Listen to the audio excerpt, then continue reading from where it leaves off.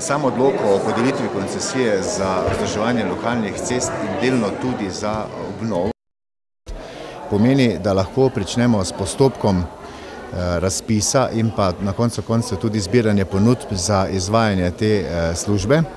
V prvi vrsti pomeni to prehod na drugo obliko, kajti dosedanja praksa, ko smo šli v zbiranje ponudb oziroma v javni razpis za zbiranje ponudb, tega novejša zakonodaja tega več ne predvideva in je potrebno podeliti koncesijo za vzdrževanje lokalnih cest na daljše obdobje.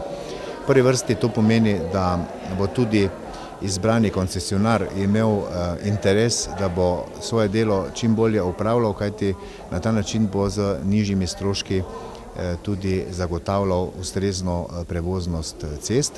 Na drugi strani pa pomeni ta dodatek, ker govorimo o delni obnovi cest, da bomo nekatere odseke, tiste najnujnejše odseke lokalnih cest v sorazmerno kratkem obdobju obnovili, tako da ne bo več udarnih jam in da bodo ceste normalno prevozne. Na koncu koncev pa bomo ta strošek obnove skupaj z koncesnino skupaj plačevali kot strošek, ki nam bo koncesionar zaračunal na daljše obdobje. No, seveda mi se neposredno še z nikomer o tem nismo mogli pogovarjati, ampak lahko povemo primere praks iz nekaterih drugih občin, ki so že šle skozi to proceduro.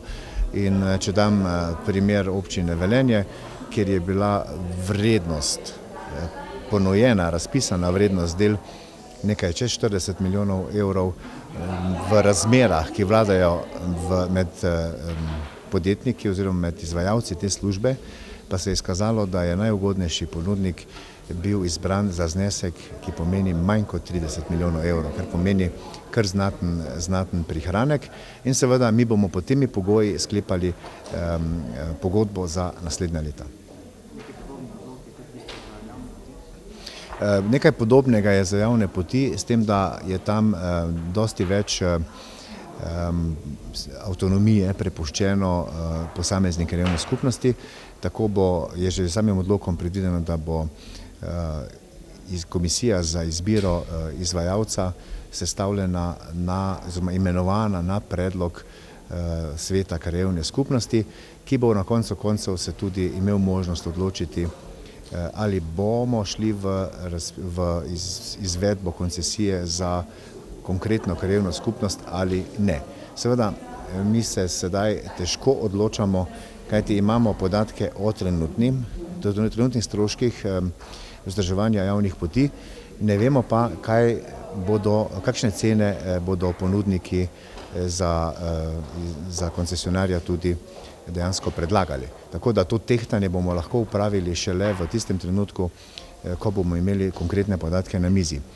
Da pa pridemo do teh podatkov, je pa seveda pogoj, da izvedemo postopek, za kar smo pa danes tudi postavili temelj. Mi lahko gremo sedaj v razpis in pa na koncu koncev, da zberemo ponudbe in se potem na osnovi tega šele odločamo.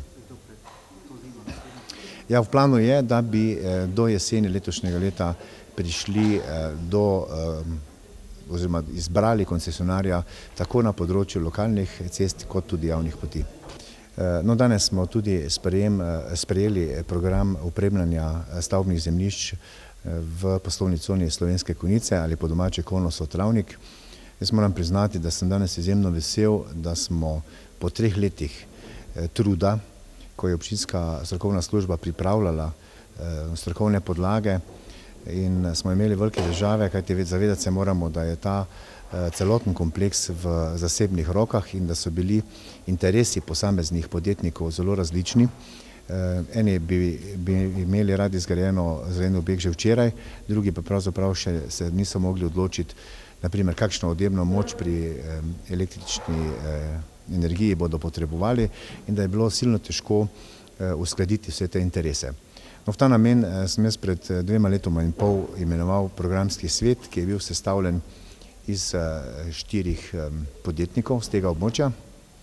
In ti so sedaj končno našli skupni jezik, tako da smo danes sprejeli ta odlok, ki pomeni podlago, da bodo lahko seveda lastniki zemljišč po enotnem kriteriju in tudi po načrtu, ki je za vse enoten, določili sofinancerske deleže in tudi pričeli z gradnjo komunalne infrastrukture na tem območju, kar pa je na koncu koncev predpogoj tudi za kasnejša gradbena dovoljenja.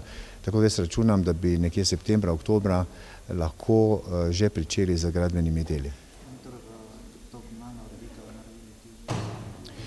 Ja, komunalno ureditev bodo izbrali izvajalca gradbenih del in pa tudi financiranje bo v celoti potekalo strani lastnikov zemljišč.